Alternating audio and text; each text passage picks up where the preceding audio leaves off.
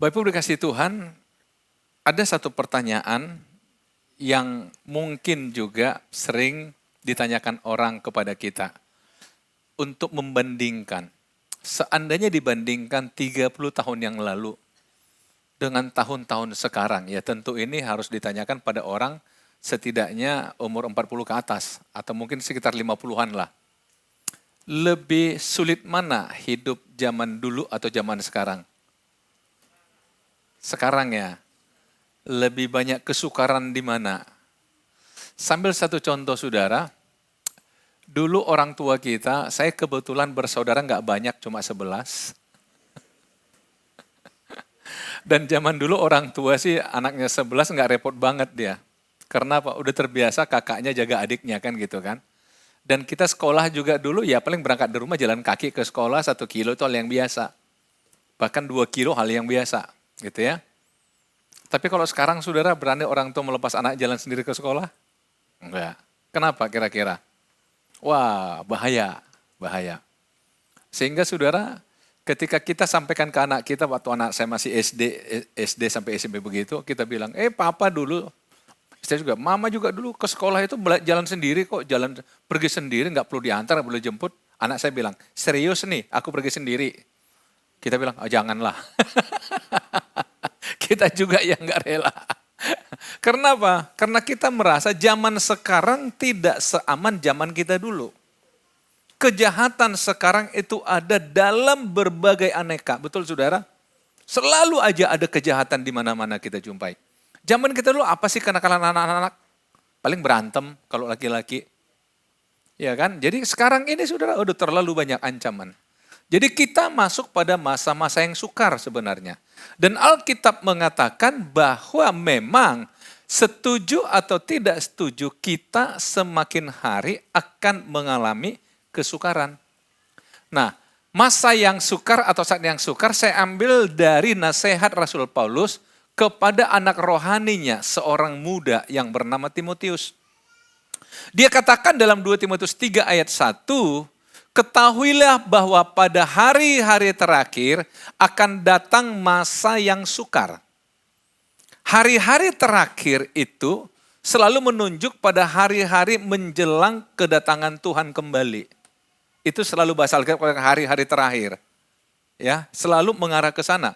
Jadi artinya saudara, semakin mendekati hari kedatangan Tuhan, dunia ini akan semakin sukar.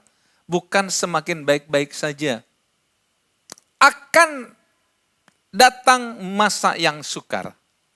Jadi saudara ketahuilah, pahamilah, mengertilah. Jadi kalau tadi saya katakan, saya tanyakan pada kita, gimana kalau perbandingan masa lalu dan masa kini lebih sukar sekarang? Memang iya kok. Kenapa? Karena pikiran manusia terus berkembang. Sejalan dengan pikiran berkembang, kejahatan juga berkembang. Tadi saya katakan kenakalan anak remaja dulu paling apa sih? Paling berantem. Tapi sekarang coba lihat. Nah karena itu Alkitab jelas mengatakan, ketahuilah bahwa pada hari-hari terakhir akan datang masa yang sukar. Tantangan hidup bukan semakin mudah saudara. Tapi kalau kita bicara, kenapa jadi sukar? Nah, saya tertarik saudara coba kita lihat kata hari-hari di sini, itu dalam bahasa Alkitab itu saudara dipakai kata hemera. Hemera itu menunjuk kepada hari-hari yang terus berulang. Misalkan Senin, Selasa, Rabu, Kamis, Jumat, Sabtu, Minggu balik lagi. Setelah itu Senin lagi dan seterusnya berulang. 7 hari seminggu kita katakan, 24 jam sehari itu kata hemera, yaitu waktu yang secara umum 24 jam itu hemera. Artinya apa? Dari mulai terbit matahari sampai tenggelam kemudian terbit lagi, itu berputar terus. Itu dunia kita sudah teratur sedemikian rupa. Itu secara alamiah. Waktu yang berjalan bergerak secara alamiah. Tapi di tengah-tengah perjalanan waktu itu ada yang disebut dengan kairos atau masa. Atau disebut juga dengan saat atau waktu-waktu atau musim juga bisa. Atau kesempatan juga bisa. Di tengah-tengah perjalanan waktu yang umum itu. Jadi ada peristiwa-peristiwa yang bisa terjadi.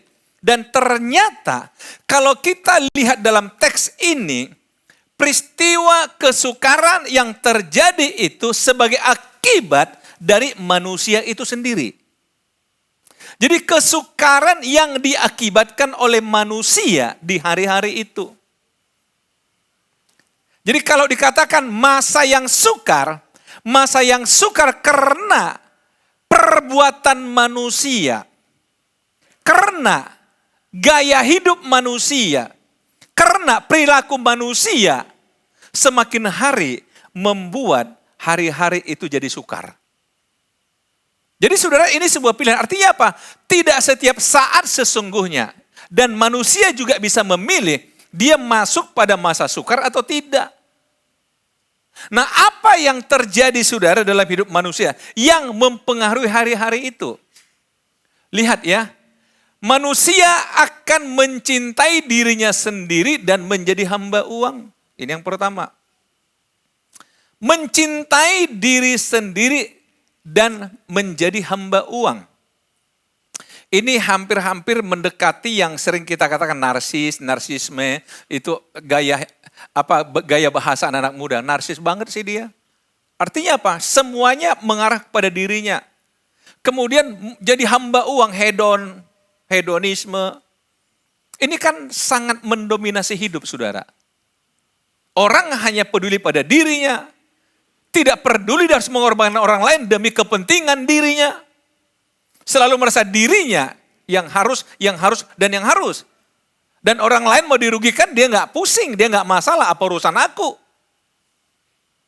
Jadi inilah saudara terjadi, manusia mencintai diri sendiri, menjadi hamba uang, mereka akan membual, menyombongkan diri, mereka akan menjadi pemfitnah, mereka akan berontak terhadap orang tua, dan tidak tahu berterima kasih, tidak mempedulikan agama, ada banyak hal. Saudara coba lihat, bukankah ini mendominasi gaya hidup masa kini? Saya coba ambil beberapa hal misalnya, membual, menyombongkan diri. Saudara, sudah terlalu banyak kamuflase yang kita hadapi dalam hidup ini, betul nggak? Kalau kita hanya lihat seseorang, kita nggak akan bisa mengenal siapa dia sebenarnya. Karena orang bisa berpura-pura, padahal bukan itu aslinya. Ini jadi kesulitan bagi kita. Saya pernah katakan pada kita begini, kalau kita tidak jujur pada hidup kita atau berpura-pura dengan hidup kita, jangan salahkan orang kalau orang menyikapi kita dalam kepura-puraan kita. Akibatnya kita katakan, kamu gak pernah ngerti aku. Lo gimana mau ngerti kamu sendiri berpura-pura hidupmu. Misalkan pura-pura bahwa saya nggak ada masalah, berarti orang katakan, berarti kamu baik-baik saja. Akhirnya kata, kamu kok nggak nanya sih aku punya masalah. Loh, kamu kan menunjukkan gaya hidup yang nggak ada masalah. Artinya apa saudara? Ini gaya hidup sekarang, membual, menyombongkan diri, menjadi fitnah. Wah, fitnah sekarang hoax ada di mana-mana saudara. Saudara pernah mungkin belajar, saya pernah katakan pada kita, sekarang ada namanya post-truth, rekayasa kebenaran. Kadang-kadang saudara ketika media mendengungkan sesuatu yang salah, lama-lama mengatakan, jangan-jangan ini benar. Jangan-jangan ini benar. Saudara lihat, kita bingung. Saya kadang berpikir begini saudara, aduh lebih enak 30 tahun yang lalu ya nggak punya handphone ya. Kalau sekarang coba lihat handphone nggak dibuka gimana? Betul nggak? Selalu ada info di sana. Bahkan orang lebih percaya pada handphone, pada Google daripada sesamanya sekarang ini. Kalau orang sakit misal, carinya di mana? Di Google. Kenapa sakit di pinggangku? Apa obatnya? 20 pendapat, dia bingung sendiri. Bahkan pergi ke dokter, dia debat dokter dengan Google. Gimana saudara? Halo para dokter. Kita bersyukur di gereja kita banyak dokter saudara. Cukup banyak dokter di gereja kita ini. Makanya agak saya bela dikit sekarang. Kita selalu saudara, kenapa? Kita merasa bisa sendiri. Padahal orang bisa menggunakan media itu untuk menyebar berita bohong. Salah satu keanehan dalam hidup masa kini, saudara tahu nggak? Orang suka membaca sesuatu dan mulai atau membicarakan sesuatu yang sebenarnya dia hanya berbentuk penafsiran pribadi. Misalkan, coba lihat, diam dia. Aku tahu ini dipikirkannya itu. Makanya diam dia. Nah cobalah lihat. Pernah mendengar orang begitu? Aku tahu di pikirannya itu. Memang diam dia, tapi aku tahu otaknya. Kan lebih dari Tuhan dia. Makanya saudara maaf ya. Kadang-kadang para pejabat kalau pidato di televisi langsung dibahas. Kira-kira apa motifnya? Kira-kira apa tujuannya? Ya tanya deh yang ngomong. Masa yang dengar yang ditanya? Tapi ya udahlah. Kalau nggak gitu kan nggak rame. Dan berapa banyak kali kita jadi korban saudara, gosipnya orang. Apalagi kata orang Medan kepo. Pengen tahu aja urusan orang. Halo? Saudara-saudara, fitnah. Berontak pada orang tua, hati-hati anak-anak yang masih ada ya. Hati-hati anak-anak, jangan berontak sama orang tua. Jangan kamu anggap orang tua saya lemah, saya lebih hebat. Iya sekarang, dulunya kamu belum tahu jalan, belum tahu makan, sekarang aja. Saya kadang lihat hidup itu seperti siklus ya. Katakanlah umur manusia itu 80 tahun. Jadi ternyata saya coba membayangkan saudara, titik nol itu ada di bawah, 80 juga di bawah. Jadi kemudian 40 pas di puncak, kemudian turun, akhirnya sampai ke 80 itu sama dengan titik nol balik. Kadang-kadang ada anak sudah baru umur 30 dia, berarti orang tua udah 60 kan. Makanya diimbangkannya kekuatan dia dengan 60. Enggak diimbangkannya kekuatan orang tua 30 waktu dia masih 0. Nah, coba lihat. Akhirnya merasa lebih hebat dari orang tuanya. Hati-hati loh anak-anak. Halo? Berontak pada orang tua. Ini ciri gaya masa kini. Zaman kita dulu, halo orang tua. Kalau ayah kita sudah melotot sama kita, udah lari kita itu. Udah lari kita itu. Kalau sekarang, anak kita yang melotot, kita yang lari.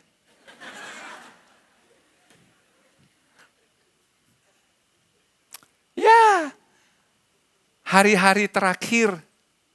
Maaf saudara, kalau lihat gejala ini, oh hari-hari terakhir ya. Jadi kalau udah ada anak mulai marah orang tuanya bilangnya, hari-hari terakhir ya. Amin, orang tua.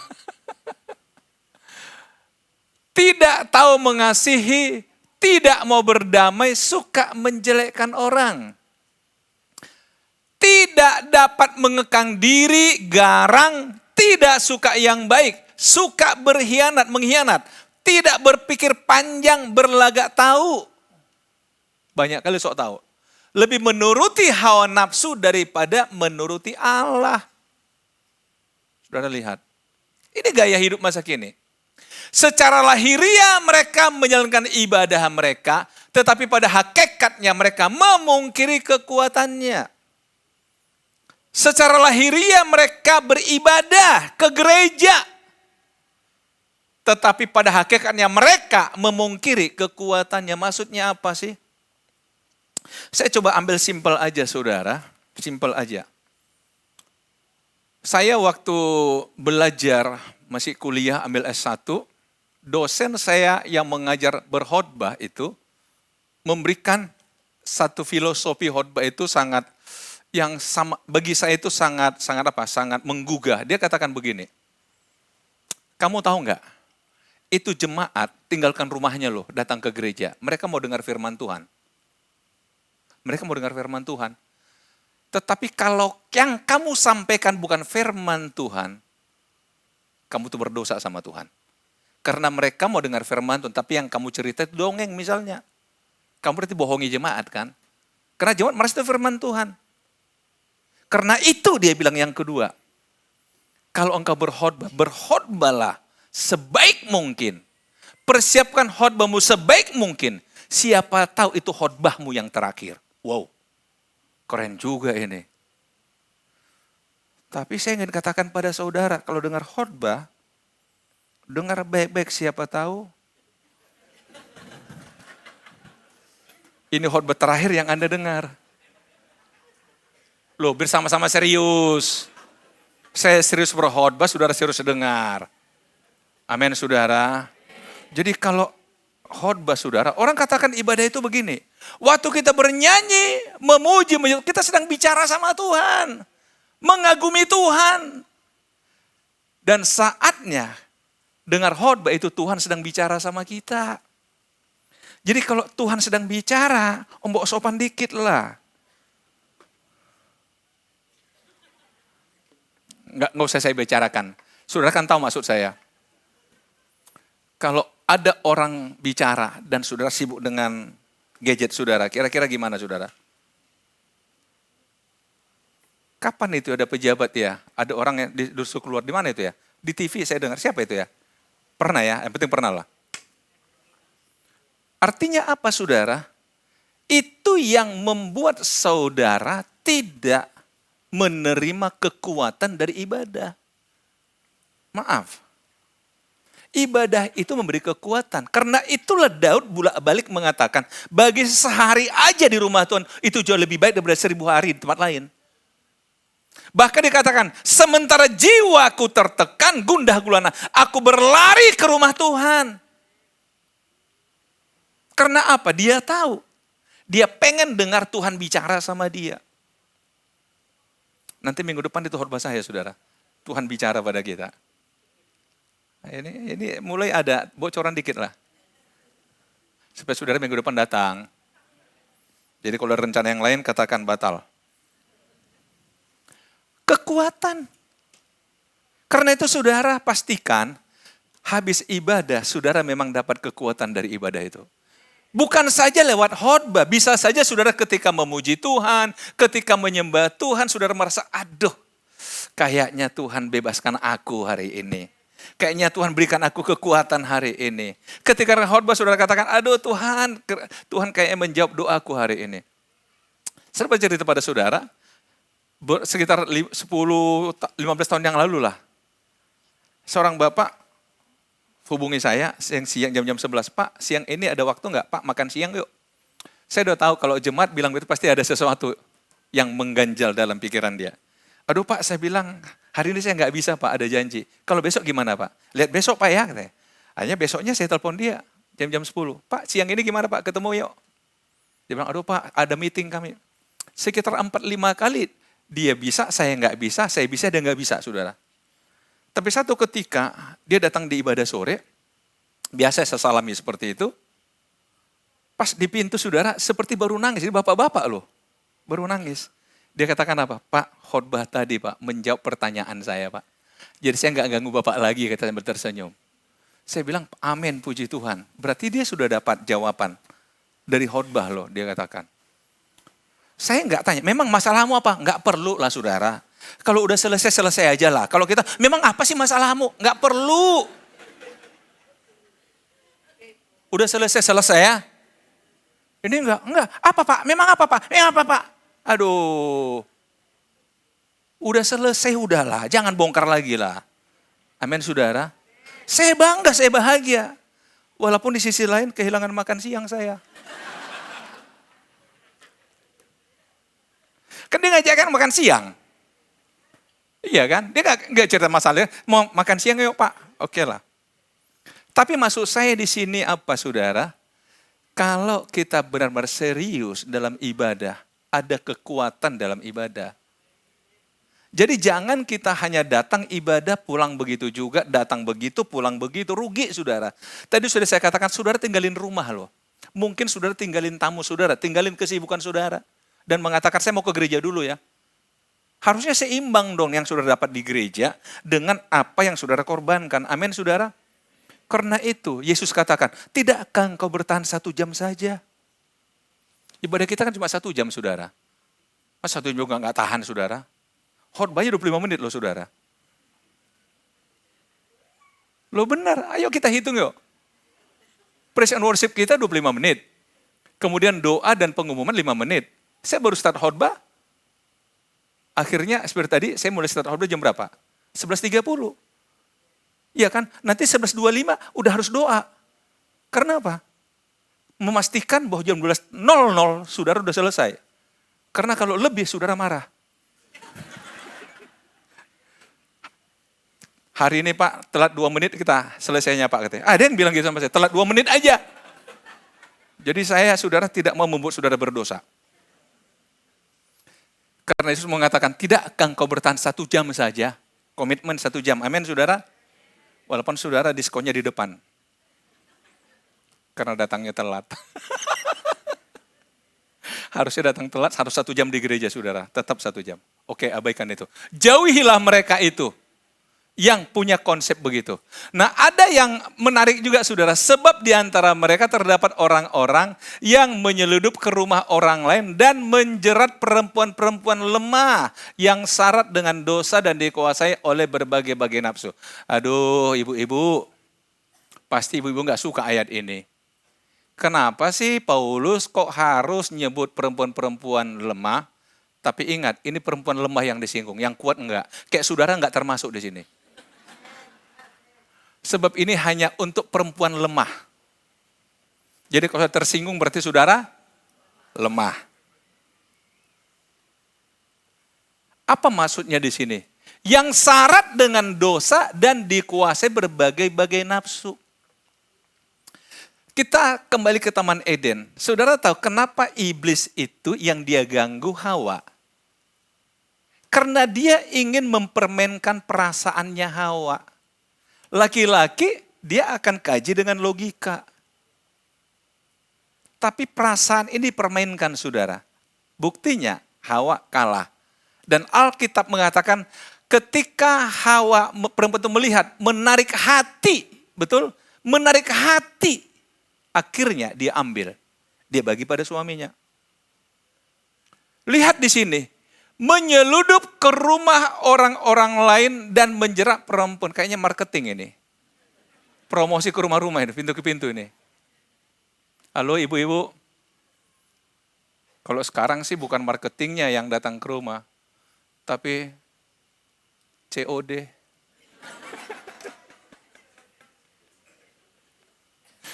Halo. Loh ini. Pak jangan keras-keras Pak. Ibu di samping Pak.